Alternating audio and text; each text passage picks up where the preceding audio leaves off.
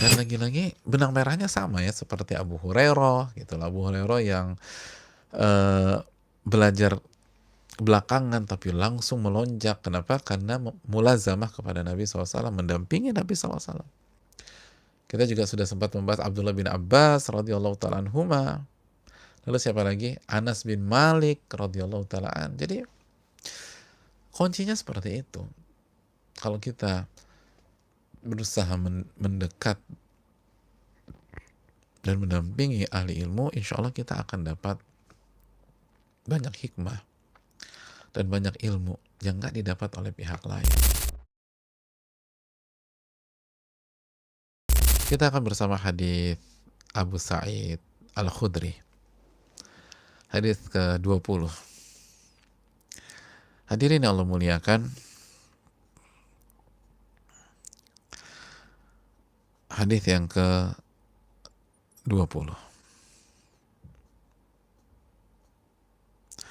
An Abi Sa'id Sa'ad bin Malik bin Sinan Al-Khudri radhiyallahu taala anhuma. Karena hadis ini cukup panjang, maka kita bahas langsung ya jamaah. Kita bahas langsung karena hadis ini cukup panjang.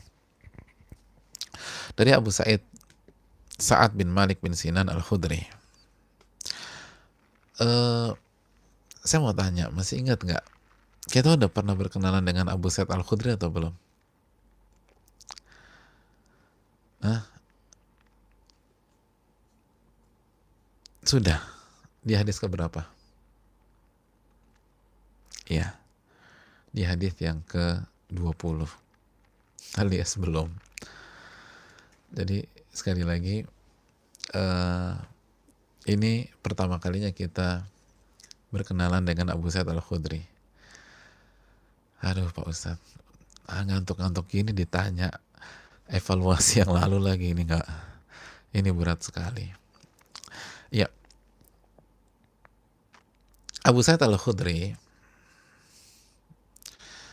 beliau bernama Sa'ad bin Malik bin Sinan bin Tha'labah bin Ubaid Al-Ansari Al-Khudri. Al-Khudri itu afiliasi ke Khudrah. Jadi nama beliau singkat cerita Sa'ad bin Malik bin Sinan. Sa'ad bin Malik. Tapi beliau sangat terkenal dengan kunyahnya, yaitu Abu Sa'id. Jadi langsung Abu Sa'id Al-Khudri. Ini terkenal banget. Sangat-sangat terkenal.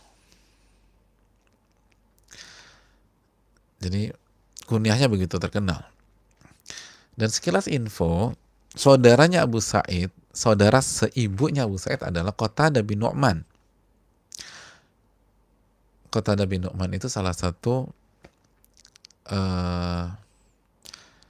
sahabat yang mengikut perang Badar. Dan ayahnya Abu Sa'id Al-Khudri, siapa nama ayahnya? Malik ya, Pak Malik. Itu mati syahid di perang Uhud. Jadi ayahnya mati syahid di perang Uhud. Wafat di perang Uhud. Syahid. Wa kana Abu Sa'id minal huffadil mukthirin. Dan Abu Sa'id itu salah satu tokoh para sahabat. Jadi tokoh sahabat-sahabat Nabi SAW yang banyak meriwayatkan hadis Nabi SAW, penghafal ilmu, ulama dan fuqaha, ulama dan pakar fikih. Jadi ini tokoh nih jamaah, bukan sembarangan. Ya nggak ada juga sahabat yang sembarangan, semuanya udul kalau kaidahnya ya. Semua sahabat itu soleh dan mulia, generasi terbaik.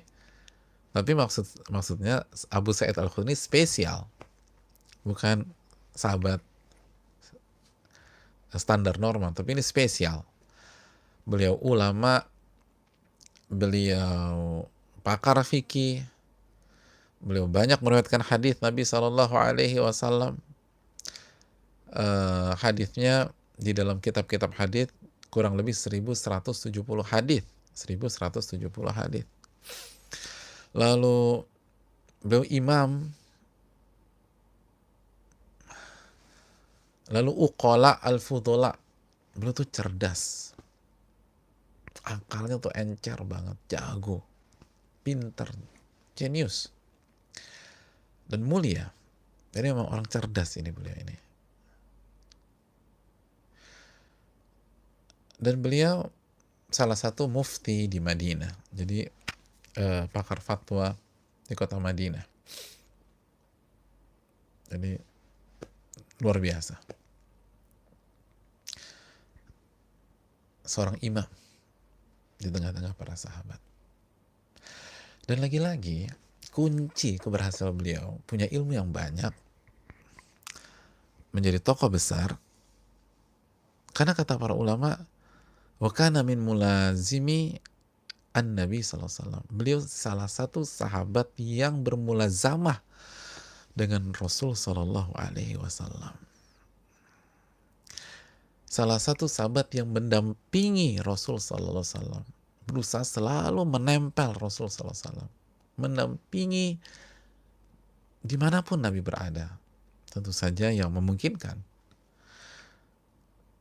Jadi di antara sahabat yang mendampingi, makanya beliau menghafal dan mendapatkan banyak sekali hadis Nabi SAW dari sang Nabi. Tadi kita udah berapa hadisnya? 1170. Dan punya ilmu yang sangat dalam, karena senantiasa mendampingi Nabi SAW, mulazamah. Dan lagi-lagi benang merahnya sama ya, seperti Abu Hurairah gitu. Abu Hurairah yang belajar belakangan tapi langsung melonjak. Kenapa? Karena mulazamah kepada Nabi SAW, mendampingi Nabi SAW. Kita juga sudah sempat membahas Abdullah bin Abbas radhiyallahu ta'ala anhuma. Lalu siapa lagi? Anas bin Malik radhiyallahu ta'ala an. Jadi kuncinya seperti itu. Kalau kita berusaha mendekat dan mendampingi ahli ilmu, insya Allah kita akan dapat banyak hikmah dan banyak ilmu yang nggak didapat oleh pihak lain. Dan butuh perjuangan. Bisa mulazamah ke ulama aja susahnya setengah mati, apalagi mulazamah dengan Nabi SAW. Itu kalau orang nggak punya spirit, nggak punya tekad kuat, nggak punya keberanian, nggak punya mental yang aktif, yang jemput bola, yang pantang menyerah, yang pekerja keras, nggak susah. Mendampingi orang-orang istimewa itu sangat sulit, jemaah. Secara umum demikian. Tapi tentu saja Nabi mukjizat, belum bisa dekat dengan siapapun, tapi jelas butuh perjuangan.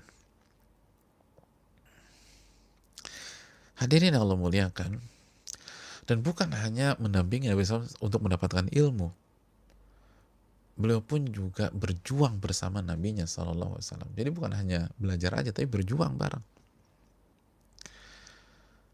Terbukti di perang Uhud itu beliau ingin ikut, tetapi masih dianggap terlalu kecil oleh Nabi SAW. Jadi belum masuk umur, tidak masuk batas umur, karena untuk berjuang ada batas umurnya. Akhirnya beliau tidak diikutsertakan. Tapi di perang Khandaq, beliau atau Nabi kita SAW mengizinkan Abu Sa'id untuk ikut serta. Sehingga beliau berjuang dalam 12 ghazwah atau 12 peperangan. Itulah Abu Sa'id Al-Khudri. Jadi bukan hanya berguru dengan Nabi SAW, mendampingi, tapi setia berjuang dengan Nabi SAW. Setia berjuang dengan Nabi kita SAW. Bukan mau enaknya aja, pas berjuang ngilang gitu loh. Itu bukan sifat para sahabat. Dan kita juga ingat, Anas bin Malik kan juga gitu kan. Jadi asisten Nabi diserahkan sama ibunya Ummu Sulaim, udah dimanapun ada. Termasuk di perjuangan ada Anas bin Malik. Di peperangan hadir. Itulah para sahabat Nabi SAW. Senantiasa berusaha mendampingi sang Nabi alaihi salatu wassalam dikala lapang dan dikala sulit dan berat. Sulit dan berat. Dan di saat perjuangan itulah kesetiaan, kejujuran, dan loyalitas itu terlihat. Ya. Dan Abu Sa'id Al-Khudri, jamaah sekalian, itu wafat di Madinah di hari Jumat dan dikubur di Baqi'. Masih ingat Baqi' yang umroh pasti nggak asing lagi dengan kuburan Baqi'. Abu Sa'id salah satu sahabat yang dikubur di Baqi' di tahun 74.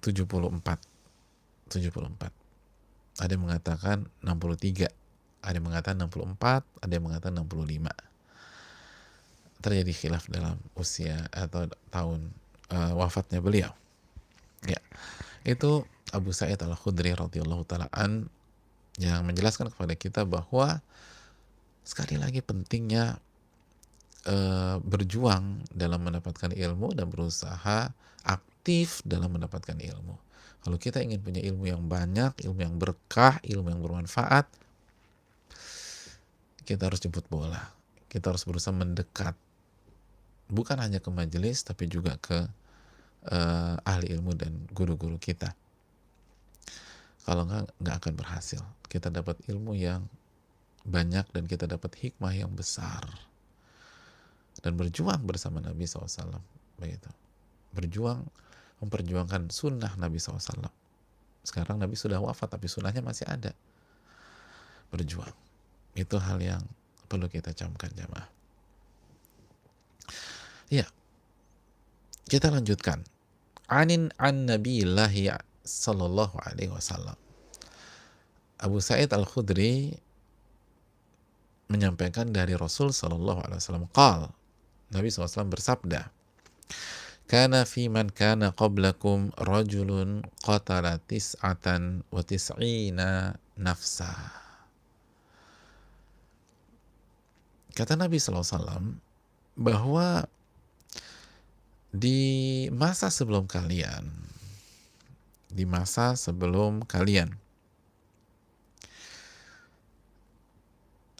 ada seseorang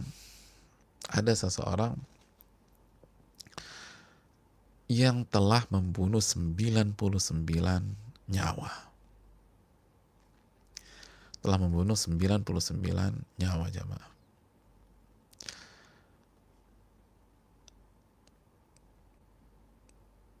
Nah, siapa dia? Tidak dijelaskan. Tidak dijelaskan identitasnya. Kenapa tidak dijelaskan? Karena yang terpenting kata para ulama, ibrah, hikmah, dan pelajarannya apa. Gitu. Jadi kejadian di masa lalu itu, yang terpenting itu ibrahnya. Makanya seringkali identitasnya nggak disebutin sama Nabi kita SAW. Atau nggak disebutkan di dalam Al-Quranul Karim. Sebagiannya tentu saja dalam Al-Quran. Sebagian disebutkan. Kisah-kisah para Nabi disebutkan nama-namanya. Tapi sebagian enggak. Itu kan poin yang perlu kita camkan. Dan jamaah yang Allah muliakan, dan dari sini kita bisa ambil pelajaran juga bahwa pentingnya sekali lagi memfokuskan diri kita ke hikmah dan pelajaran ketika ada kisah-kisah di masa lalu.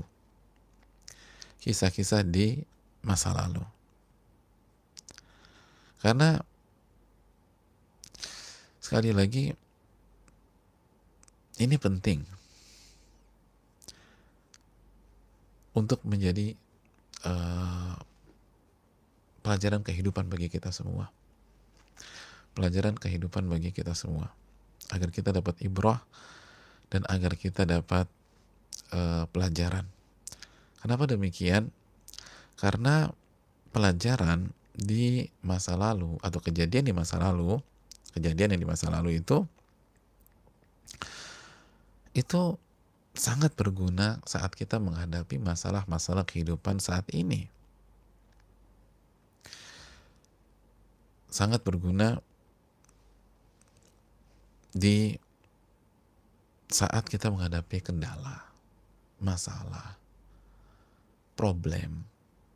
Kenapa? Mari kita simak salah satu ayat dalam Al-Quran dalam surat Al-Ahzab ayat 62. Allah katakan sunnatullahi fil ladzina khalau min qabl. Itu adalah sunnatullah, kejadian yang Allah sunnahkan, polakan untuk umat-umat yang sudah berlalu di masa lalu. Walan tajida li sunnatillahi tabdila, dan engkau tidak akan mendapatkan sunnatullah itu berubah. Tidak akan mendapatkan sunnatullah itu berubah. Sunnatullah akan datang lagi di saat ini. Dan ini bukan satu ayat, coba buka surat Al-Fatah ayat 23. Allah Subhanahu wa taala berfirman, "Sunnatullah allati khalat min qabl." Ini adalah sunnatullah, kejadian yang Allah polakan atau yang terjadi di masa lalu. Walan tajida li sunnatillahi tabdila. Lagi-lagi walan tajida li sunnatillahi tabdila. Dan Anda tidak akan menemukan sunnatullah, pola Allah di dalam kehidupan itu berubah.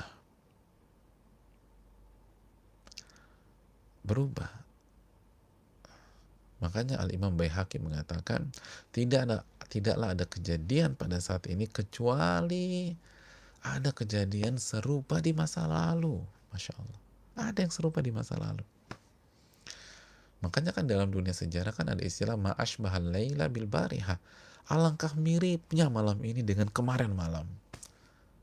Maksudnya sejarah tuh berulang, tapi tokohnya beda. Ya ada beda-beda dikit lah.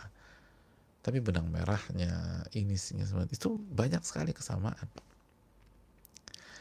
Makanya ketika Nabi SAW cerita tentang ada seorang yang membunuh 100 nyawa, 99 nyawa, 99 nyawa di masa lalu, coba saya tanya, kejadian nggak di hari ini?